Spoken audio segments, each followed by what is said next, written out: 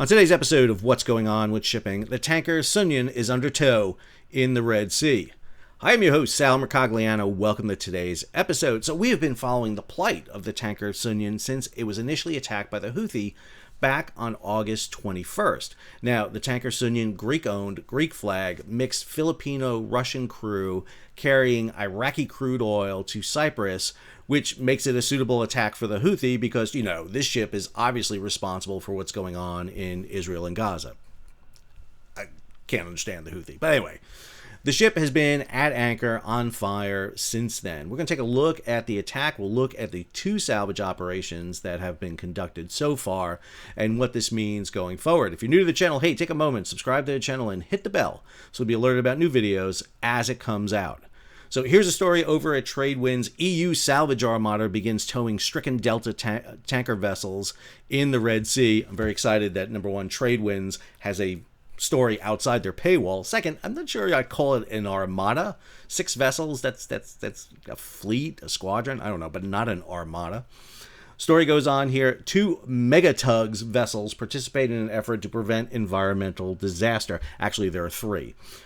Goes on here. The development is part of a second effort to salvage the burning 163,800 deadweight ton Sounion built in 2006 and prevent an environmental catastrophe. The crude tanker is still on fire more than 4 weeks after it was first attacked by the Houthi. According to the European Naval Force's Operation Aspides, quote, the tugboats have successfully connected to the vessel and the towing of the motor vessel Sounion to a safe location is in progress. We believe they are taking the ship to a port in Saudi Arabia. So here are imagery from the attack that have been put out there by the European Union's Operation Aspides. The ship, Sounion, was attacked on 21 August. The vessel was northbound in the Red Sea.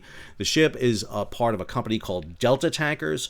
2 of these tankers have been previously attacked by the Houthi. The Houthi do make an assertion that because a Delta tanker has gone into Israel at some point, these ships are all therefore legitimate targets. You can debate that all you want, but this is the argument the Houthi have. Here you see the lifeboat on the port side lowered to the water. The ship was struck not on the port side, but over on the starboard side, back aft around the engine compartment. We have seen imagery that shows holes in the hull. We believe it was a mixture of drones, missiles, and potentially an unmanned surface vessel that caused the damage that led to the crew abandoning ship. Here you see the lifeboat pulling away from the vessel. It will be met by a rib boat from the French destroyer Chevalier Paul, escort the boat to the destroyer and remove the crew and drop them off in Djibouti. The crew has since been repatriated and they were all perfectly safe. There was 1 injury of the crew on board and he was treated. Somewhere between 22 August and 25 August, the Houthi boarded the vessel twice. This is an image from the first boarding. It's at night. They planted 3 large explosive devices on the top of the vessel. Now, this is not the first time the Houthi have boarded vessels in the past. They obviously have captured the Galaxy Leader back in November 19, the very first ship attacked by the Houthi. They still hold that crew hostage. They refuse to allow them to go. In the other case, they boarded a abandoned vessel, the motor vessel Tudor, that was a bulk carrier, and they set charges on that vessel, but in that case, they set it along the side of the vessel and blew out the side of the vessel, causing it to go down. But that ship was in an empty condition. This is a fully loaded tanker with crude oil. They set the charges on and started a fire on the main deck. They then boarded the vessel a second time, filmed a video, and I'll have a link to that video in the show notes. I can't provide it for you because YouTube will demonetize my video if I do that. But here you see a series of explosions on deck. This is obviously the next day. The light conditions have changed.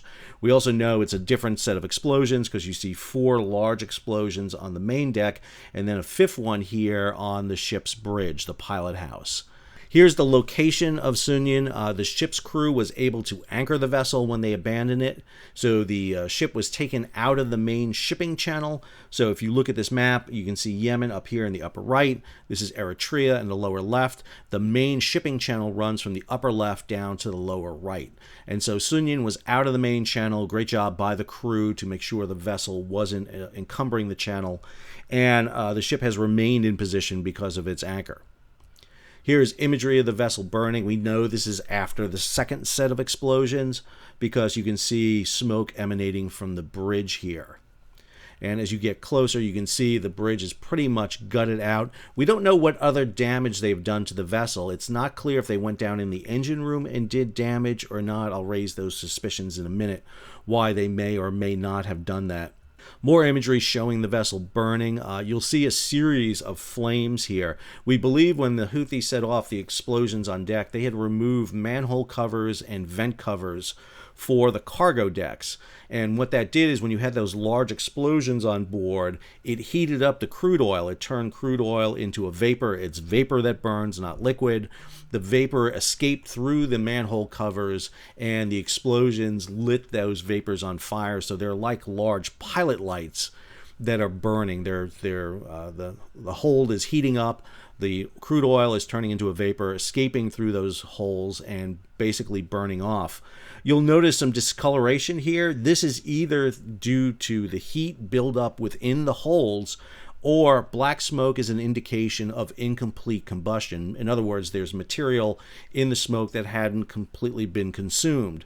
As it gets away from the fire, it will condense and come back down. And so this may be oil here that's on the deck. It also would account for some sheens we've seen on the water that may have indicated that we had had a potential oil spill. This tanker, like all tankers, is double hull. So in other words, you would have to penetrate not just the outer hull, but the inner hull to get the crude oil to spill out. There's no indication that has happened. And that means then what we probably had was just that condensation running down the sides of the vessel, getting into the water, and creating a sheen that we see on the water.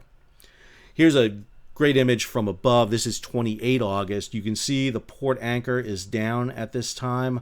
The ship is on an even keel. I know it doesn't look even, but it's the tilting here of this image. But if you notice the red boot topping here, that is even around the vessel. You wouldn't see that if it was listing to one side.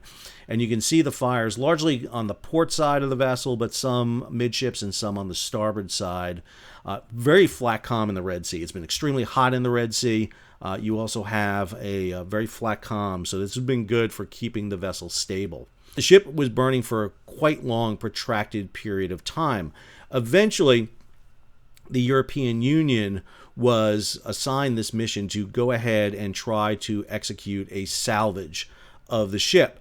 Now, it's important to note something here. The original protection for this region was under the U.S. Navy. Back in December of 2023, the United States, the United Kingdom, and several other nations, but it's largely those two, initiated Operation Prosperity Guardian. Operation Prosperity Guardian was meant to provide a shield for shipping sailing through this region. They deployed the Eisenhower Battle Group along with a fleet of destroyers, largely with air defense capabilities. They put those destroyers, U.S. and U.K. destroyers, on a picket line between the shipping channel in Yemen, and they just basically whack-a-droned out of the air, shooting things down. Well, the Eisenhower Battle Group pulled out a few months ago, not because the Houthi damaged it, not because the Houthi ran them out. That's propaganda from the Houthi. The ship was 9 months deployed. Usually ships deploy 6-7 months. This was a long deployment for the Eisenhower. It had done a lot, so they pulled the ship out and sent it back home. The plan was for it to be replaced by another battle group, and this was the Theodore Roosevelt Battle Group that was coming from the Pacific across. The TR battle group came in but went up into the Persian Gulf and to the Arabian Sea, Gulf of Oman region. And instead, the European Union's Operation Aspides took over. The problem is the European Union does not have the vessels, capability, technology to put as large a defense out there as an American carrier strike group. The Theodore Roosevelt has since been withdrawn. Another carrier had arrived before it left, the Abraham Lincoln, but there's no indication that the Lincoln strike group is going back down into the Red Sea. So the entire onus for defense now is on a handful of European Union destroyers and frigates. And I should note that there are large deployed forces of the European Union and European nations out there, but they're out in the Pacific. We just had a story of two German ships, a frigate and a underway replenishment vessel sailing through the Taiwan Straits. Now, granted, the German frigate does not have much capabilities for air defense, but there's also an Italian carrier strike group out there. And it's interesting that the Europeans are working on freedom of navigation in the Pacific when right in their backyard, there's a freedom of navigation issue that's at play here that involves 15% of the world trade. Again, the Houthi have diverted about half of the ships going through. So 7 to 8% of world trade is being diverted by the Houthi, and there's a handful of ships that have that mission to defend it. All right, let's get back to our story. So there was an effort to salvage the vessel back at the end of the month. This is the story from Mike Schuller over at G-Captain. Sounion salvage operation faces setback in the Red Sea.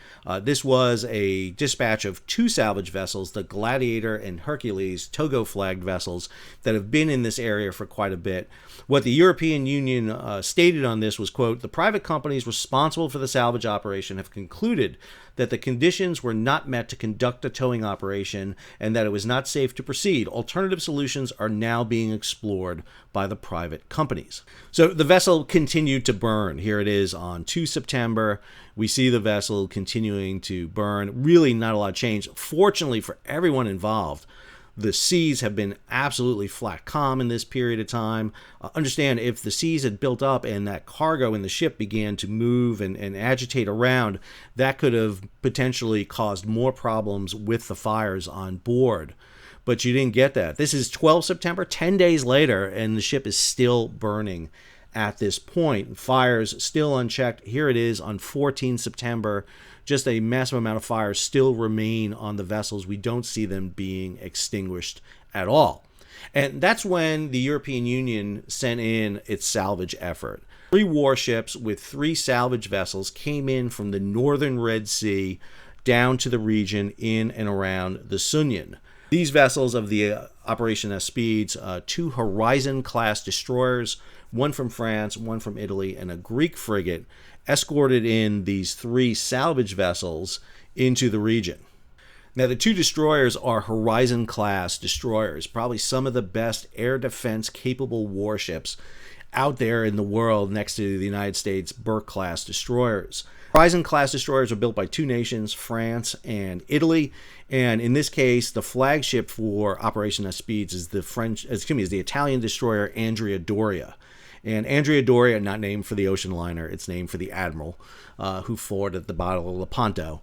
Andrea Doria was the one leading that formation that you saw. It was joined here by the French destroyer Chevalier Paul. Sister ship Forbin had been down in the region, but we believe Chevalier Paul relieved the Forbin.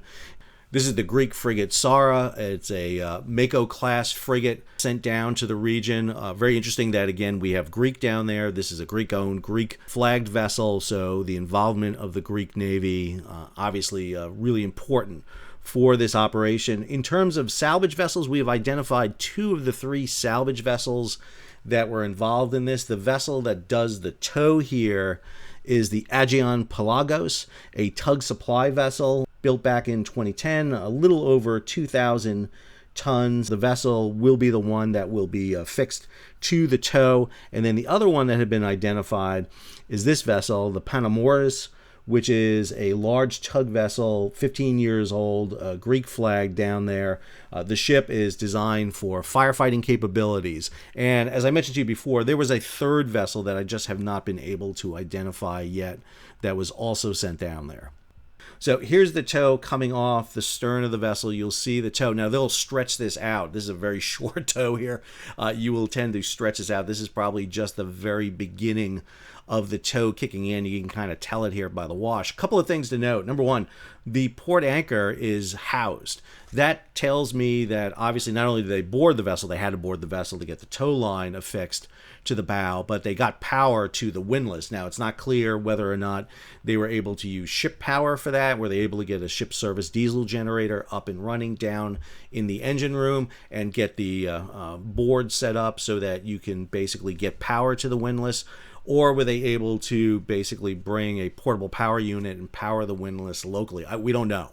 I was under the impression they would probably slip that anchor, just drop it, but they didn't. They were able to house it.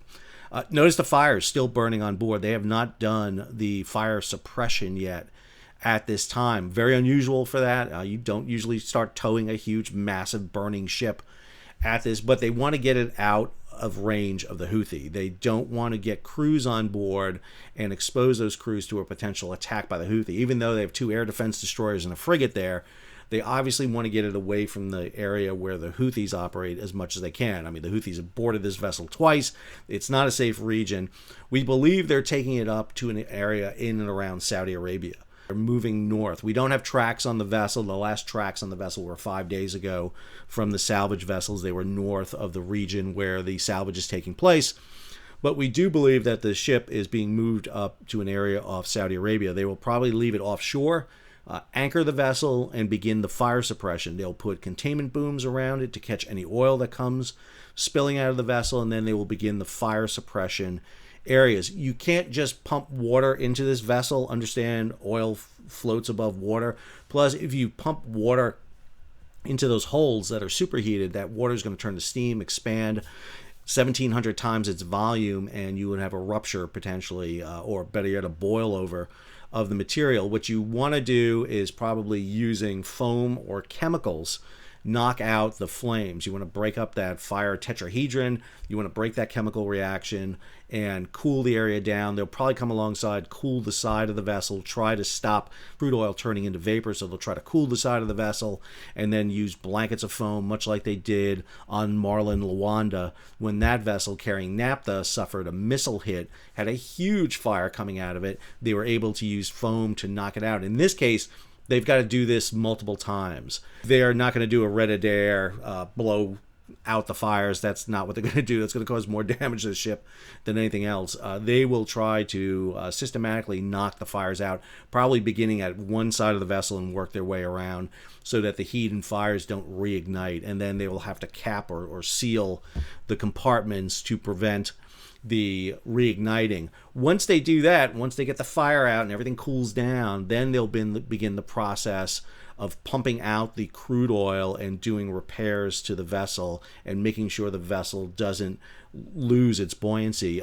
Pumping oil out of a vessel is you got to be very careful with that. You don't want to create a list. You don't want the vessel tipping over, especially because you have, let's not forget, holes back here in the starboard quarter. Some of them are close to the waterline. They're going to have to put some patches on those to make sure. This is a very dangerous tow. This is something that is not taken very lightly. Here you see an image of the tow being done. So here is that large tow vessel. You see that the distance has lengthened out on the tow. You don't want to be very close to a ship you're towing, because if you slow down, stop, the tanker has a lot more momentum. It is not going to stop the way a smaller salvage vessel stops. Again, one of the most important things is providing protection. Here you see the 2 Horizon-class destroyers. Not sure which one is Chevalier Paul, which one's Andrea Doria here. Here you see the Greek frigate in the stern area here. And then here is the tow vessel with the 2 smaller firefighting tugs on either side. They're obviously going to want to monitor the vessel, make sure that the fires are not increasing. As you tow the vessel, you're shifting air onto it. You don't want the fires getting larger. You're getting a nice big black plume here. At the same time, too, you want to make sure you're not spilling oil as you're beginning this movement. And this is the last imagery we have here showing that, and it's a really good one here. You see the Greek frigate bringing up the rear, one of those destroyers here. The other destroyer would be off on the left side here, out of frame. And then the tow vessel with the Sounion moving into position. So a very elaborate tow operation. But again, this took almost a month to get this operation up and running. And one of the issues you have here is having the right tow vessels, salvage vessels on scene. This is a critical issue for navies. I don't know why navies don't talk about this more. In the U.S. Navy right now, there's a grand total of 3 salvage vessels, 2 are in the Pacific, 1's up in the Persian Gulf, and the one in the Persian Gulf is about to go away and has very limited capabilities. They are building a class of 10 salvage vessels. None of those are in service yet. And having Navy salvage vessels, whether it's the U.S. Navy, European navies, Asian navies, it doesn't matter.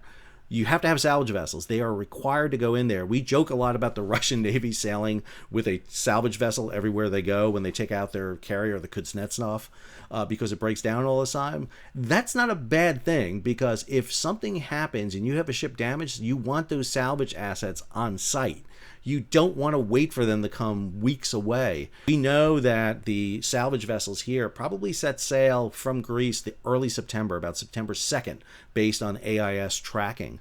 So you're talking about a week or two after the initial 10 days after the initial attack, before those Greek vessels were sailing, and then you had to organize everything. This is a very fortunate operation that we have not had a major environmental disaster. Remember, a year ago, the United Nations, under the International Maritime Organization, put forward a salvage operation off the coast of Yemen to prevent the spill of 1 million gallons of crude oil from a vessel that was decaying, the FSO Safer. They were able to pump that oil off and prevent an environmental disaster. Here, the Houthi not only attacked this vessel, but went on board twice, set off explosives, and nearly caused equal environmental damage, not just to themselves, but to all the countries in and around the Red Sea. So hats off to the crews on those salvage vessels, to the European Union naval forces in Operation Aspides. The Greeks, the Italians, the French did a fantastic job so far. Operation isn't over yet. They got to get that vessel to Saudi Arabia, and they still have got a lot of work to do. But at least we're seeing the vessel move. I hope you enjoyed today's episode. If you did, hey, take a moment, subscribe to the channel, and hit the bell so be alerted about new videos as they come out. Leave a comment, share it across social media, and if you can, support the page. How do you do that? You hit the super thanks button down below, or head on over to Patreon and become a monthly, yearly subscriber. Until our next episode, this is Sal, signing off.